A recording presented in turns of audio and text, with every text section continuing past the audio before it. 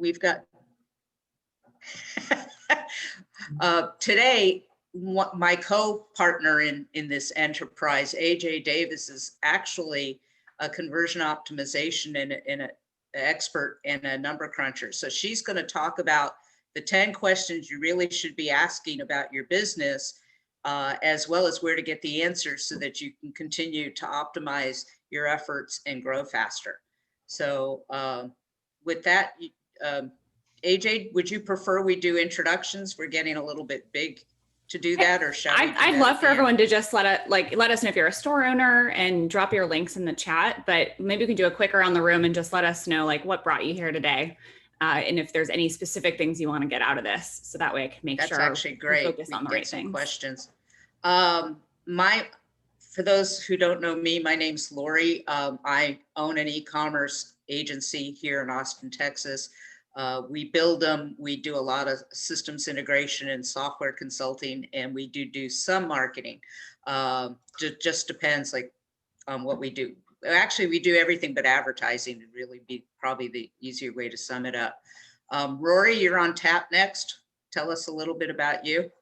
My name is Rory Grant. I'm here in Austin. I'm actually in the industry. I work for Amplifier. We're a local 3PL. So we're on the backside. We do fulfillment for people like yourselves, e-commerce and things like that. I've been in account management for about 11 years, done a lot of different things. So keep my just finger on the pulse and love to hear from people like yourselves. I actually would like to talk to you offline about, we have a lot of people who want to know what 3PL is, how it works, things like that. Yeah. So let's talk. Yeah, love to. Great. All right, Samuel. Samuel Alexander, CEO of Concept to Consumption. We are a global ecosystem, and we're about to launch our e-commerce platform, which will be manufacturing made-to-measure clothing direct from the factory in 7 days, and also shipping from our factories straight to the consumer. We're bypassing everything, going directly to the consumer. That's awesome. That sounds really cool. Isaac. Hi, everyone. I'm Isaac. I'm in Denver, Colorado. I'm a user experience designer with a background in sales and marketing, helping startups increase customer satisfaction, brand loyalty, and revenue. Cool. I guess this is Ken. You don't look like Deb. Hey, yeah, can you hear me? Yeah, I'm here. No, Deb's hiding. Yeah. Okay. So, yeah. Hi there. I'm here. Am I talking? Oh, okay. So, Deb and Ken, let's get them. Sorry about that, Ken. So no worries. Okay. So yeah. Ken Moore McKinney. We're located in Ithaca, New York. We're a merchant. We have a website and a brick and mortar store. Cool. What do you sell? Gifts and home decor. Yeah, farmhouse, vintage style stuff, marmalade mercantile. Cool. Very cool. Welcome. Rupa. Hi, everyone. My name is Rupa. I work as an account manager for BigCommerce. Oh, cool. Welcome. Are you here in town too? Yes, I am. I'm based in Austin. Awesome. Kent. Yeah. Kent with the T, sorry. Cool, no worries. Yeah, I'm here in Austin, Texas. I'm a software engineer. I'm just getting into Shopify and launching my own brand for apparel, streetwear, skateboarding, direct to consumer. Very cool. Very cool. Kirby. Hey, yeah, so I'm Kirby here in Austin. I got a Shopify store called Safety Chew where we sell a dog toy that locks in bully sticks so your dog doesn't choke on them. Ooh, that sounds really interesting. Are you part of one of the incubators here in town? I am not. We are just a couple of guys bootstrapping it. Cool. Julia.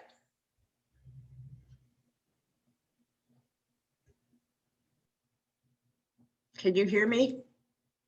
Julia, would you like to introduce yourself?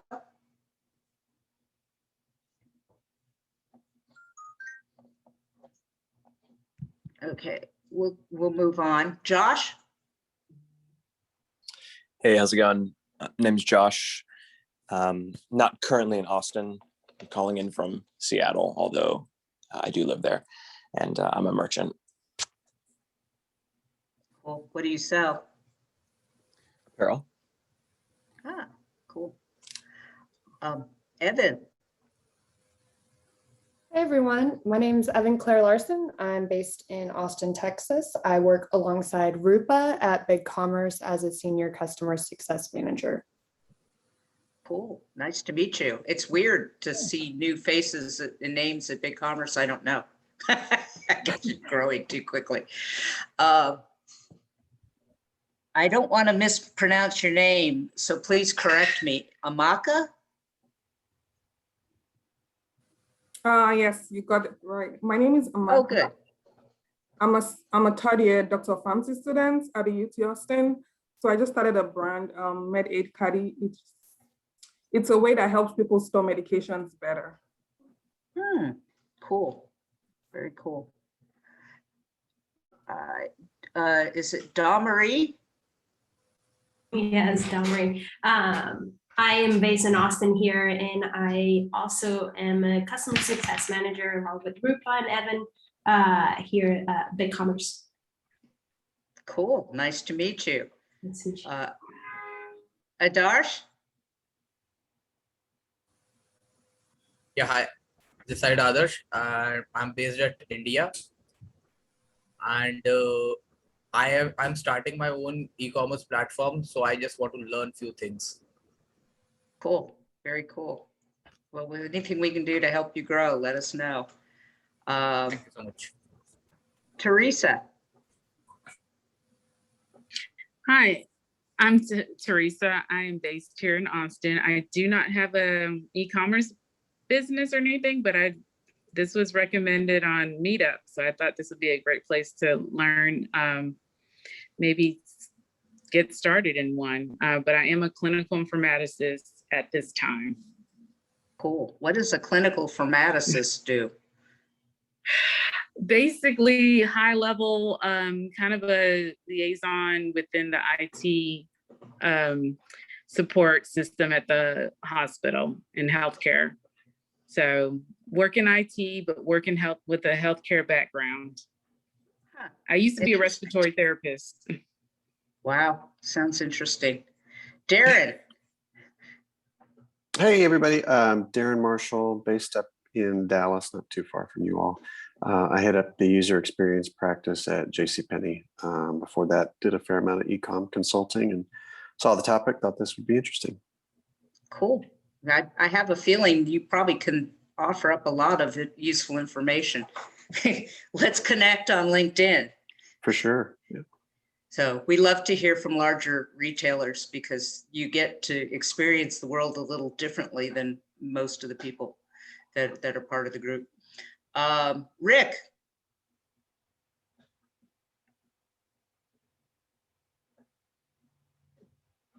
Hello, Rick.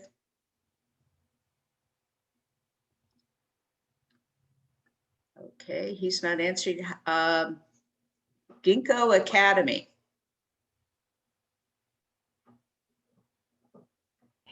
Hey, hello. Hi. I'm sorry, I joined late. So I missed the introduction about what I'm supposed to be saying right now. Tell us a little about who you are, what you do, and while we do have an active chat where you can certainly provide more information if you have questions, then or things you want answered, feel free to offer that up. Oh, great. Yeah. So I am in my day job, I'm a user experience designer for CVS Health. In my side job, I am starting a new business for a product that I didn't really invent, but I innovated, called the Carloo. It is a toilet targeted at women for use in the car. And so I am. Are you starting in Los Angeles where people sit in traffic all day long? It's really for anyone who experiences pee anxiety. Doesn't matter where you are or who you are. So Los Angeles is a fine place to be, but we use it in Northern California, used it all over the country. So, and Wow. I'm now trying to sell it, and I suck at marketing. I was pretty good at getting the product this far, and I suck at marketing. So glad to be here. Welcome. Glad you could join us. Gary. There, how's it going? All right. Here I am. Yes. We've worked with Lori quite a bit on developing our site. We are the tape guys. We sell adhesive tapes to B2B through our BigCommerce platform, and we're predominantly in the heating, cooling, indoor air quality, restoration, and home performance industries. Cool. Cool. Nice to see you again. Yes. Let's see here. Samuel Banner, I think is what it says. Did he just disappear? I said his name and he went poof. Did I miss anybody who wants to speak up? Okay. Let me do a little better job introducing AJ Davis. AJ is the founder and owner of Experiment Zone, software that helps companies set up their user experience testing or A/B testing for conversion growth. So take it away, AJ. Hey guys.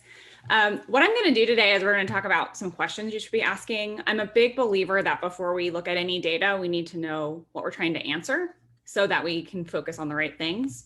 So I want to take you through some of the ways that we think about asking these questions and then specific places you can go to get the answers for your store. I love questions, so speak up or drop a question in the chat. If anything's unclear or you need more examples, let me know. All right.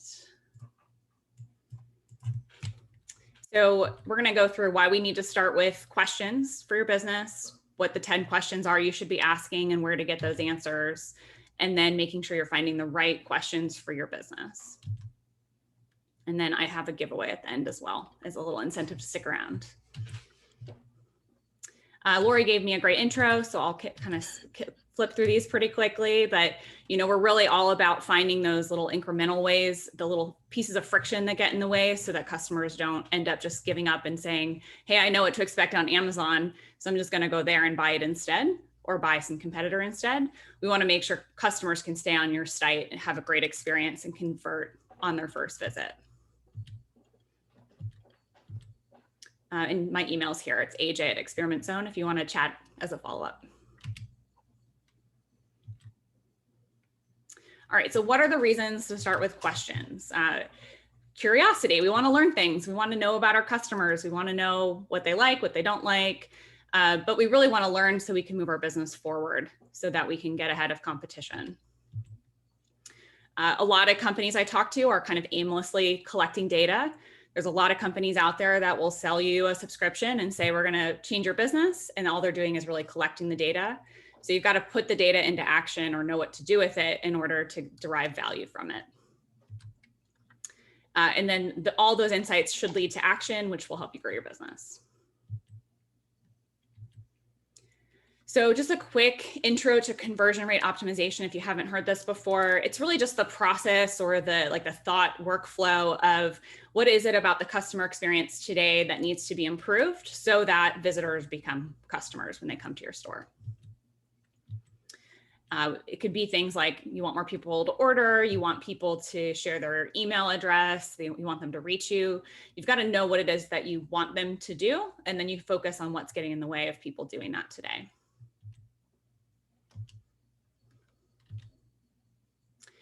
A core belief at Experiment Zone and throughout my experience is that we really have to balance the qualitative and the quantitative insights. So you've got folks that are going to say A/B test everything all day and you'll know exactly what to do. And you'll have folks that say if you put it in a usability study lab, you'll know exactly what to do.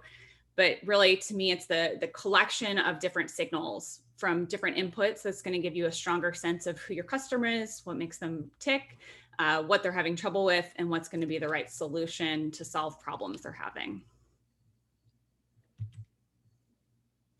All right, so this is a kind of a freebie question. So ideally your business has the answer of what's our purpose? Why are we a business, right? But a lot of the time it's just that going through the process of writing it down can be really informative, because you can kind of understand what assumptions you're making or start tracking what KPIs or what metrics really show success for your company. So you need to have a goal in mind, both for what problem you're solving for customers, how you're going to help them, what your product really does, what does that look like in their lives, but then what metrics matter to your business to drive revenue. So it can be conversion, it can be number of orders, it could be the size of the order, how many products they order, how many visitors come to your site. There can be a bunch of things that you're working towards, but each of those are going to have different strategies for how you make a difference in it. So know what you're focused on and which things are most important to your business today, so you can find the right insights to drive towards that goal. All right, so the first question is, who are my customers really, right? So there's kind of this idea of who your target customer might be, who your target niche might be, someone you really want to speak to. And then there's who's really coming to your site and what do you know about them? So there's a lot of power in actually having conversations with people.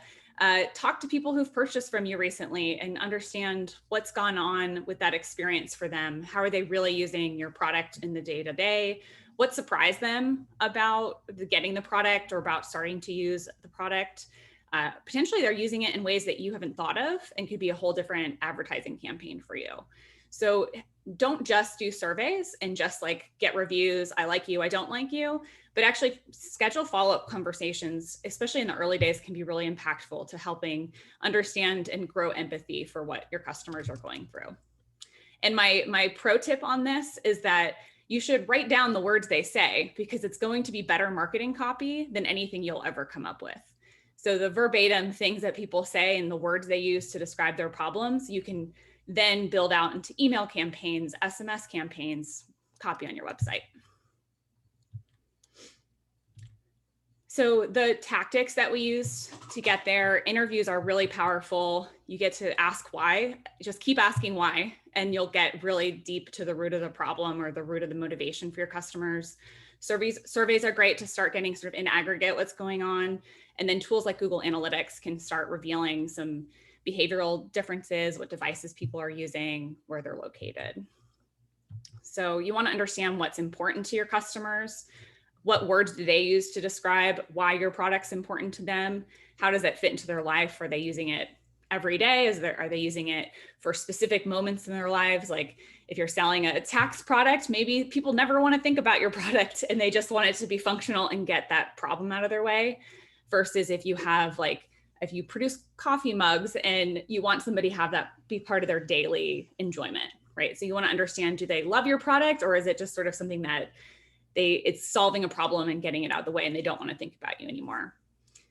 You want to know some of the common attributes and behaviors for your niche audience. And then sometimes understanding those related areas. So like, what else does it look like? So if you're in the coffee business, what else is at their table? What else do they care about? That can be helpful for understanding what partnerships you might consider or how you might portray your product in imagery, so it more accurately reflects what customers are doing in their real lives when they use your product. So for example, if you're in like the healthcare space, maybe they care about health and adventure and they prioritize travel and they exercise and they like clean eating. And so getting a bigger picture of what these people are like, you can imagine and start talking to them more directly.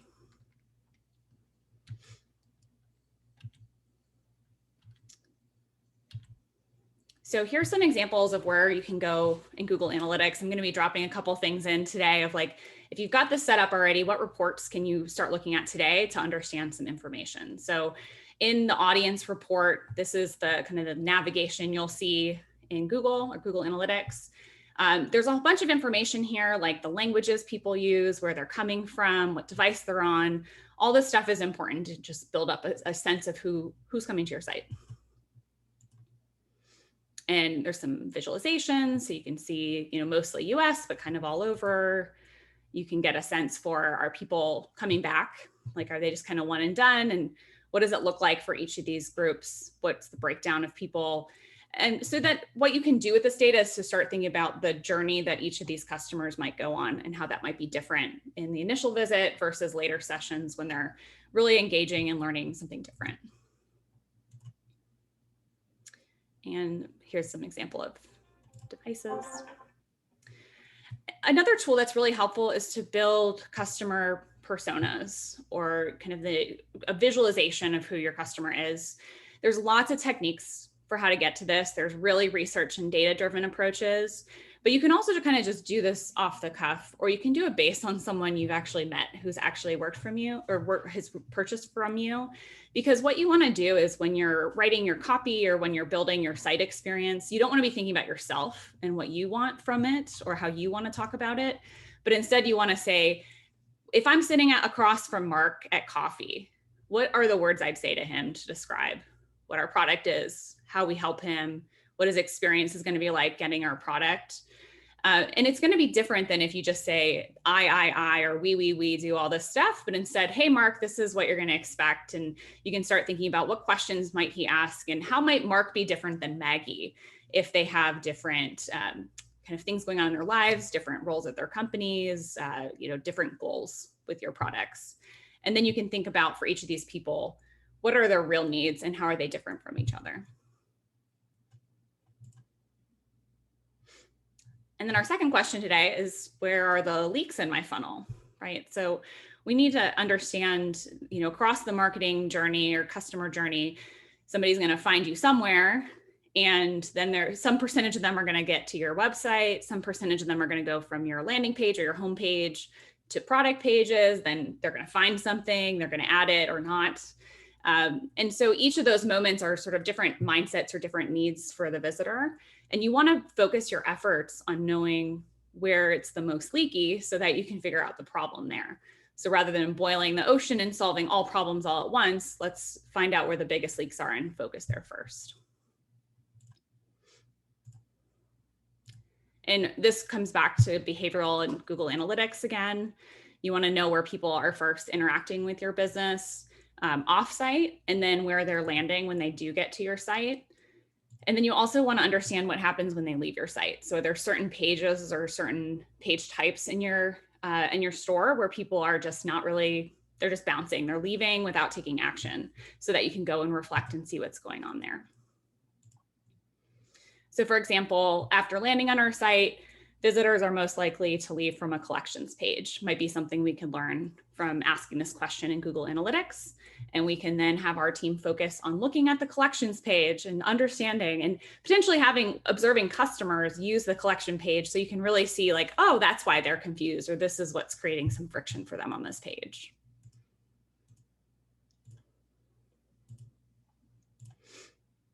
And so where can you find this information in Google Analytics? Under behavior, site content, you've got landing pages and exit pages, which will give you a roll-up of all the visits. And so you set the time frame, usually about like the last 30 days is a good benchmark, a good starting place. And you can see where people are landing on your site. You can see where they're leaving your site. You can just see where they're spending their time on your site.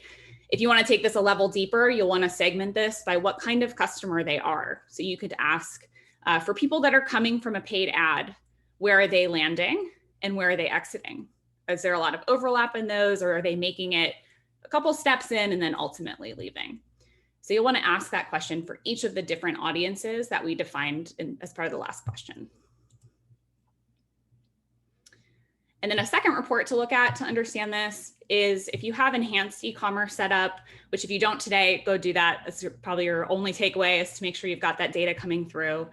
Under e-commerce, under conversion, e-commerce, shopping behavior, there's this great report that will show you how many people get to each of these page types. So the home page, or the, got my thing covering it. Give me a second. All sessions, so total people coming to your site during the time frame, how many people make it to a product page, how many people add to cart during their session, check out, and transact. So you can see the raw numbers, but importantly, you want to know who's like dropping off, right? So a lot of people in this example are just not doing anything. Many are not adding to cart, about 86%. And so you can keep track of these numbers over time to see if you're improving like this leakiness, right? So you can compare these 30 days versus the 30 days last year to see if there's anything that's shifted as well. So is anything more leaky or less leaky than it was before?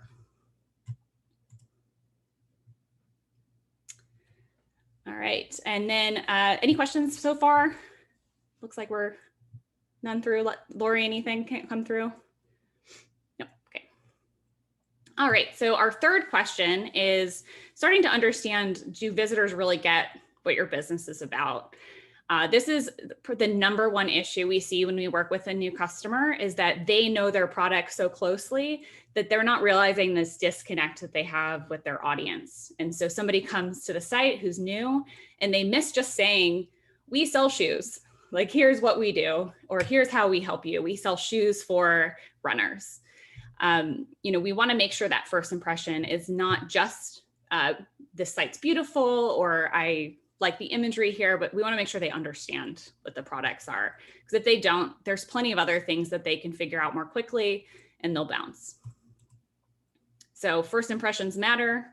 Visitors are easily distracted, and we want to make sure that we get the best first impression possible. So there's a technique called first impression testing, which is a great starting point for any landing page or your home page. You can figure out what visitors notice first about the page, understand and ask questions about like what emotions are evoked. Like, are they angry about this? Does this feel very sterile? Does this feel very upbeat? You can kind of get some of those attributes that are brand attributes to make sure that aligns with what your intentions are. And you may learn things like, it says that they sell children's apparel, so they get sort of the broad category, but they don't understand that we use organic fabrics.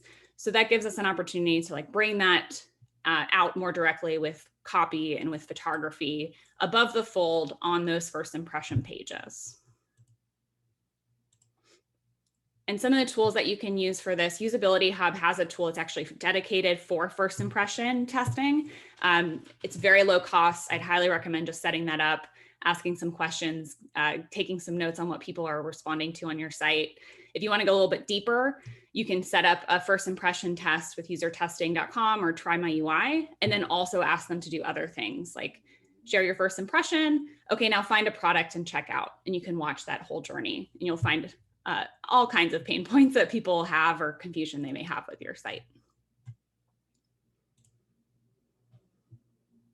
All right, so we get the first experience, like we nail that, right? They get what we do, they get the values that are coming up. Lori, did you have something? Yeah, I was muted. I was going to say, I'm not sure it's clear to everybody here that those are tools that have real humans. You're basically hiring objective humans to give you that data. Because I don't know how many people here are familiar with any of them. Yeah, that's a great, I think I'll dig into that a little bit, Lori. I think one of the things that's really great about these tools is that they have participants, people that represent target customers for you, and you can set up screener questions so that they represent, you know, the age group you're going for, potentially, you know, the gender or location. And sometimes like Try My UI and user testing, you can ask very specific questions like, have you ever shopped at this website? You can see if you can find people who've shopped at competitor websites. So you know that they have interest in the product, but may not know yours.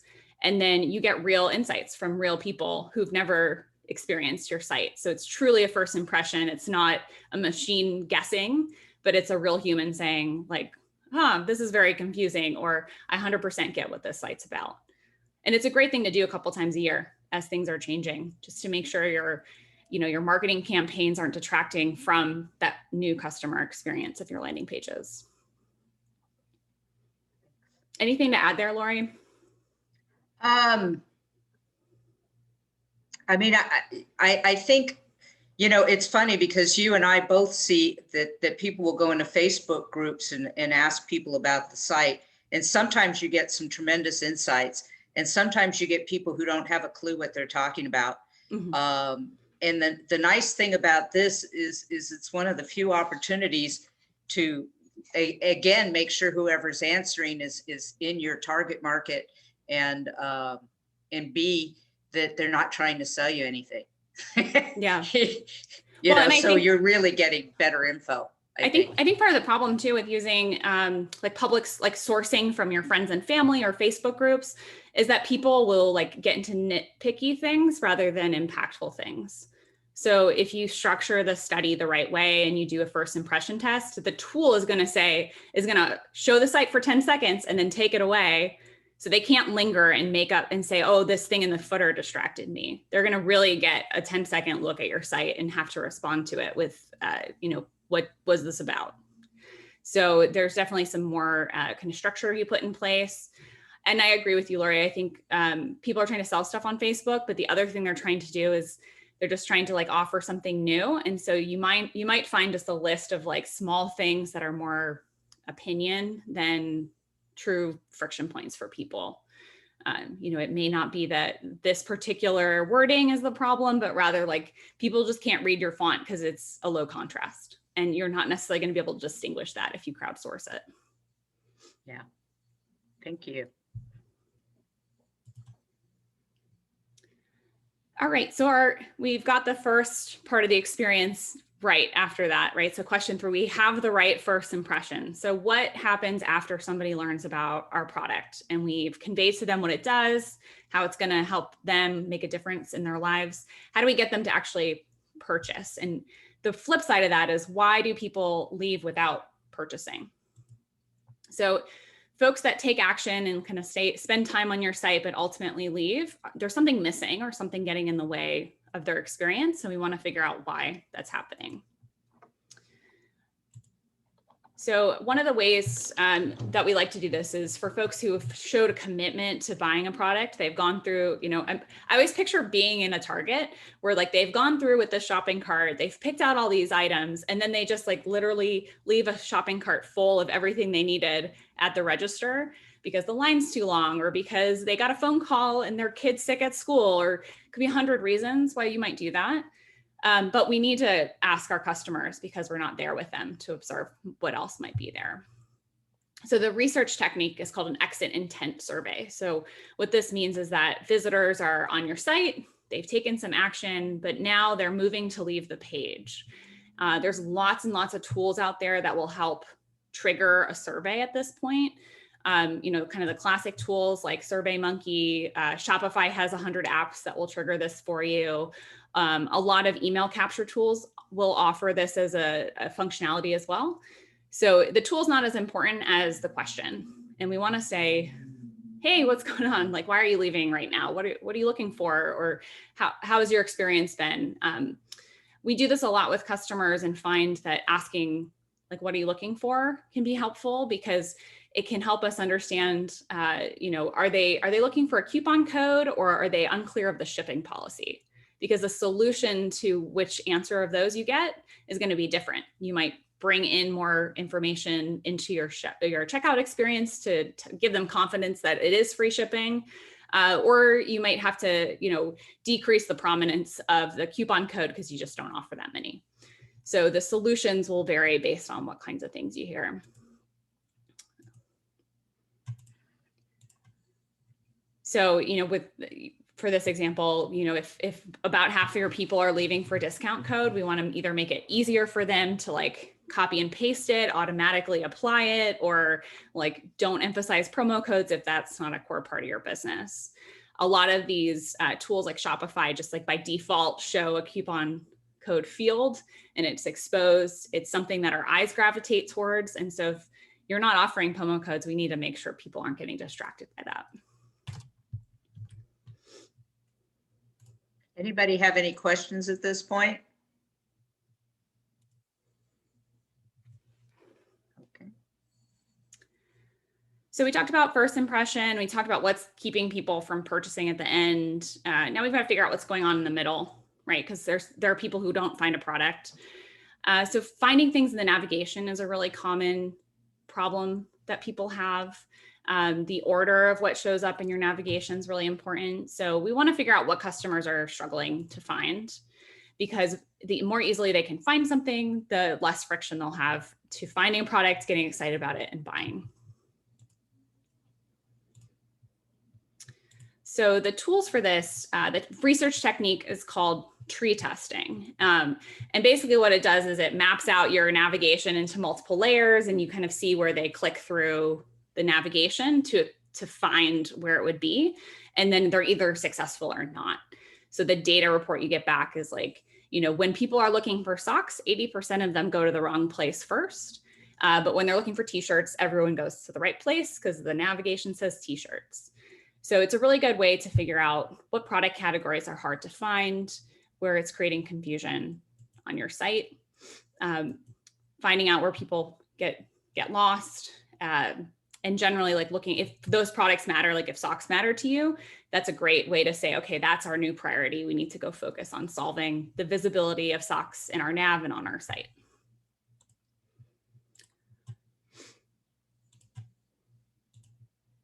And the go-to tool for this is Optimal Workshop. They've got a tool that will let you test out your navigation as it is today. They also have real participants, like Lori called out for the first impression testing. So you can find someone who is representative of your customer and have them find the products that you offer and the navigation you have. What it does is it strips away your site so that there's no help, right? There's no like visual aid or visual cues to where to go. And it's really just testing the structure of the information. So, you know, is it shop, then accessories, then shoelaces, or is it shop, then shoelaces? So you can test out what you have today or a hypothesis of what you think would be a better one in the future before you put it live on the site to make sure people can find your core products.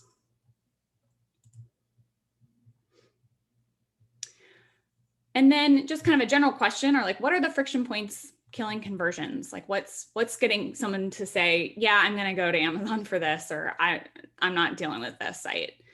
So we want to figure out what's causing people to not become customers. This is where our real revenue opportunities are. Where are these friction points along that journey?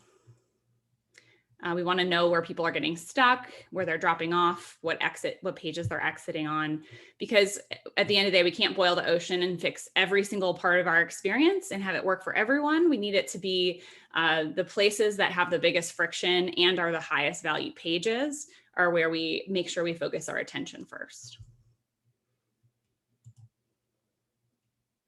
And then I think a really important thing is to understand like why, like what's the reason this is a friction point. So we can look at analytics to really understand where the drop-offs are and what's happening and who it's happening to. But we need to dig a little deeper with surveys, research to understand why someone's having a hard time. Oftentimes there's a balance that we need to strike between providing educational information about what our product is all about, sort of like the sales pitch, but also the facts about it.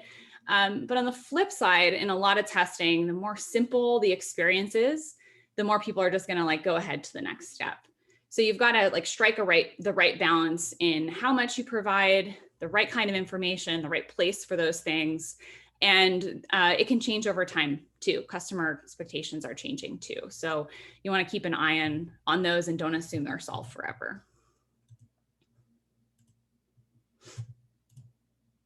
So in order to get to kind of the category of pain points, we can use a combination of analytics data, click tracking data, and usability testing. Where people are dropping off.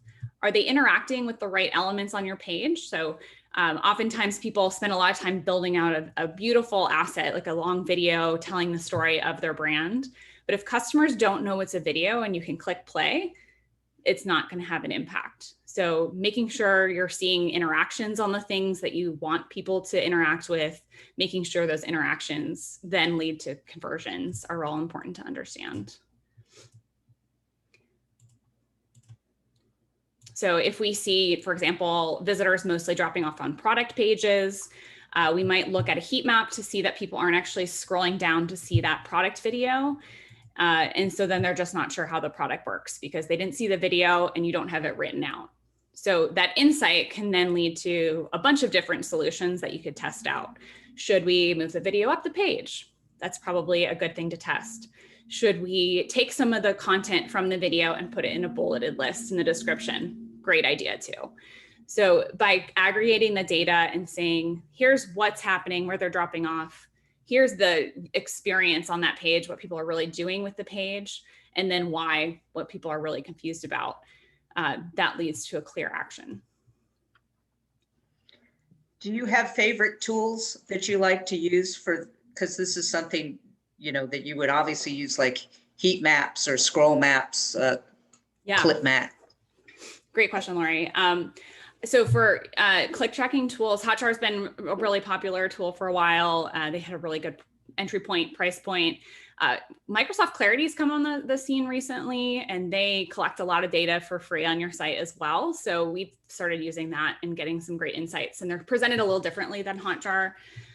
There's, you know, Crazy Egg, a lot of landing page builders provide that as well. So it's really about making sure you're running the data on the right pages. Like just where we started at the beginning, running click tracking on everything isn't going to tell you something, but if you know people are dropping off on product pages, let's see what they're interacting with on the page and really focus in on that one experience. It becomes more meaningful and you're not wasting time watching click videos across your site. So would you use your Google Analytics data to determine which pages you probably should be mapping? Yep. I would use Google Analytics for that. For e-commerce, we generally look at your homepage or landing page. We then look at collection pages, product pages, cart, and checkout. So it's like the 5 core parts of your site. And so you could start with all 5 of those, but your analytics data, if one of those pages isn't, if those 5 sections are not your top 5 sections from traffic, we've got a different problem that needs to be addressed before kind of generally evaluating those experiences. Thank you. And then I want to talk a little bit about usability testing. It's pretty similar to first impression testing, but what we have an opportunity to do with these types of tools is to kind of recreate the journey of shopping and ask somebody to tell us what's in their head as they're doing it. So if you structure this the right way, you say things like, you know, remember to think aloud, tell me what your impressions are of this page. You know, what do you understand about this product? What's confusing about this product? All these tools let you bring your own customers so you can research with people who've already purchased from you to understand how the experience was for them. And you also can find people that, you know, are a good target audience match, but haven't purchased from you before. So the kind of new versus returning experience is a good way to think about researching how that flow looks. And then you set up specific scenarios and tasks for them to get them in the right mindset of, you know, why are they on this website? What is their motive? How did they find out about it? And then you ask them questions like, oh, you want to spend some time looking around, think aloud, tell us what you're seeing here, what catches your eye. And so in these activities, you can get a sense for, we did a user study recently and all of the participants said, wow, they'd open the mobile nav and they'd say, wow, there are so many options here. And nobody clicked something below the 3rd option.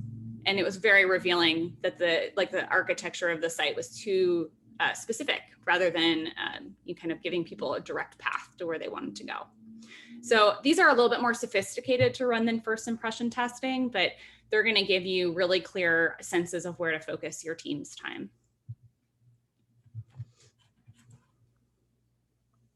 And for heat mapping, this is kind of an example of what you might get from one of these tools. So this is from Hotjar. So you can see where people, I think this is a hover map, so that you can see where people move their mouse on the screen. They also have a version of this where you can see just where people clicked on the screen. And then my favorite is actually scroll depth. So we often hide really core parts of our message and what we do below where people actually see it. So what this does is, you know, the red is showing us most people saw this. And as you get down the page, we're seeing like 25% of people get to this part of the page. And it just means that there's stuff that's not really grabbing their attention. So if your call to action is in the blue section, that means you need to solve that because people aren't getting to the thing that you're asking them to do. So this is a great way to like look at product pages, look at your homepage, make sure people are seeing things, information that's important. Question 9, what improvements should I make first to our site? Prioritization is key. We've got to work smart, not hard, right? We need to work on the right problems and we want to get to conversion today rather than tackle 100 projects that can take a lot more time. So we want to focus on low-hanging fruit, things that are iterative, and things that can have an impact quickly.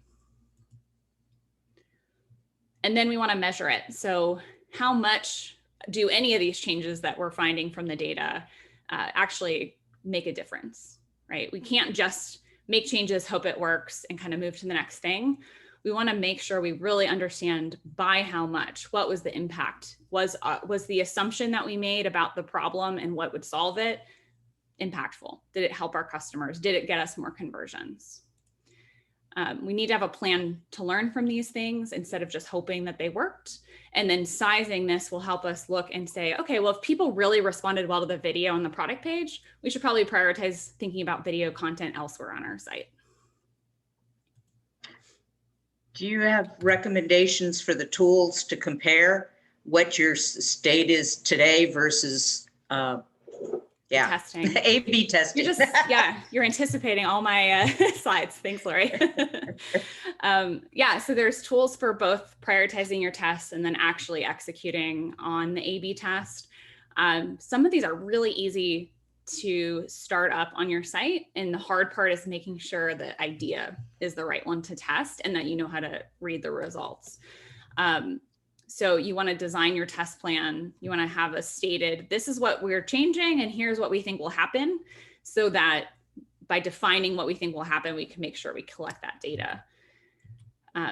So for example, we believe that if we show product swatches on collection pages, that visitors will convert higher.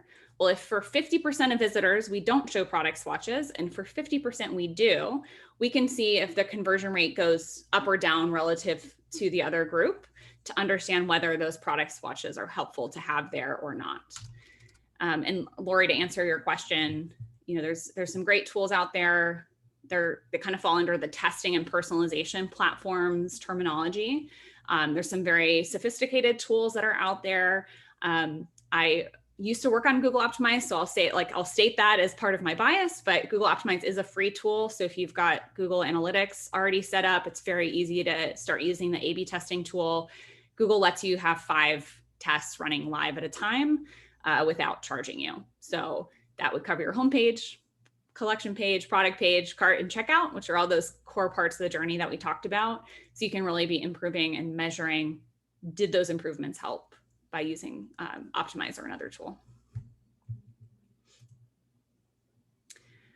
So here's the summary of all the things to ask. We start with the broad business questions of what are our goals and objectives, who's coming to our site to buy, when are they getting stuck in the process, and then understanding each of those stages, both from that first impression to the purchase step, to make sure that we really know what's going on, so we can focus on the right things and make it a better converting experience.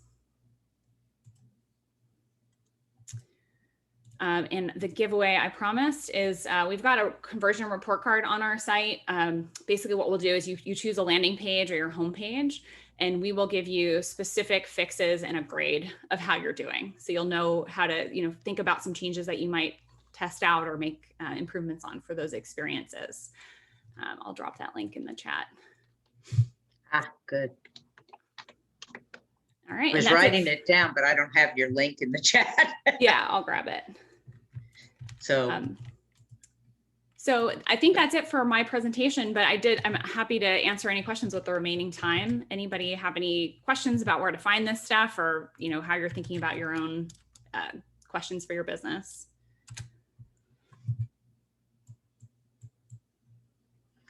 how many of you have actually clearly identified your customer avatar or avatars? Because it's possible you have more than one type of customer for your business. Has anybody in here done that yet?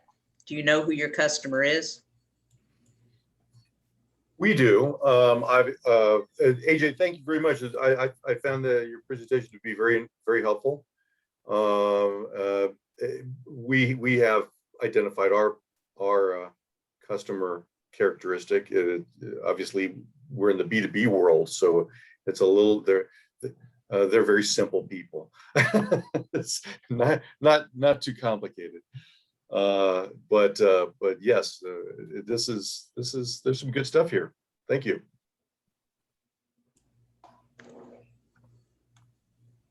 Does anyone else work from like a formal or like informal profile? Like, do you have it written down who, like some attributes of who your customer is?